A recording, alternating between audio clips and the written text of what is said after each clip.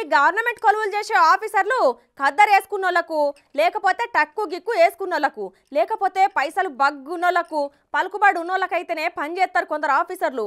ఇక రైతుల విషయానికి వస్తే మాత్రం ఎందుకో మరి ఒక ఇంత సూప్ అయితే చూస్తారు, అవునా కాదా?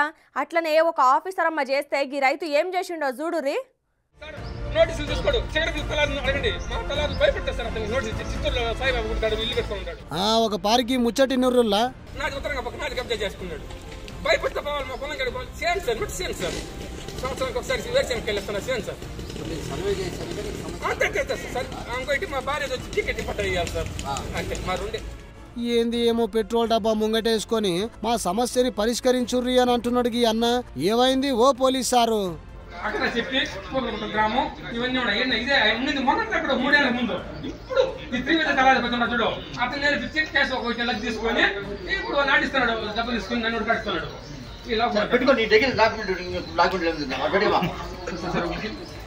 చూస్తాను 27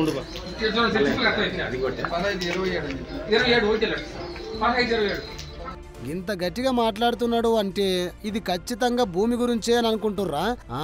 మీరు సోచాయించింది నిజమేనుల్లా, ఆయన మొత్తుకుంటున్నది భూమి గురించే. మరి అసలు ముచ్చట ఏందంటే చిత్తూరు జిల్లా పూతలపట్టు నియోజకవర్గం ఐరాల మండల తహసీల్దార్ కార్యాలయం కాడ స్థానిక పందికొట్టూరు గ్రామానికి చెందిన నాగభూషణ్ నాయుడు ఇట్లా పెట్రోల్ క్యాన్ తోని నిరసన కార్యక్రమం చేసిండు. ఆయనకున్న భూమిని 3 ఏళ్లకెళ్లి సర్వే చేయాలని కోరుతున్నా కూడా అధికారులు పట్టించుకుంటలేరట. అట్లనే పాస్బుక్ మంజూరులో మభ్యపెట్టే మాటలు మాట్లాడుతున్నారని ఆయన అన్నాడు. దీంతో అధికారుల తీరును నిరసించుకుంటా బ్యానర్ ఏర్పాటు చేసి పెట్రోల్ క్యాన్ తోని తహసీల్దార్ కార్యాలయం కాడ నినాదాలు చేసిండు. ఇక ఎమ్మడే స్థానిక ఎస్ఐ వెంకటేశ్వర్లు సారు సంఘటన స్థలానికి చేరుకొని రైతుకు నచ్చ చెప్పిండు.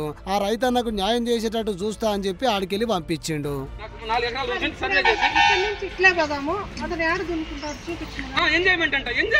చూపిస్తాను ఇప్పుడు 4-5 మాటలు ఎంజాయ్మెంట్ లో పోయినాయి, అన్ని ఉన్నాయి సార్. అది ఈ నెంబర్ వచ్చిందా అంతే మాకు కావాల్సింది.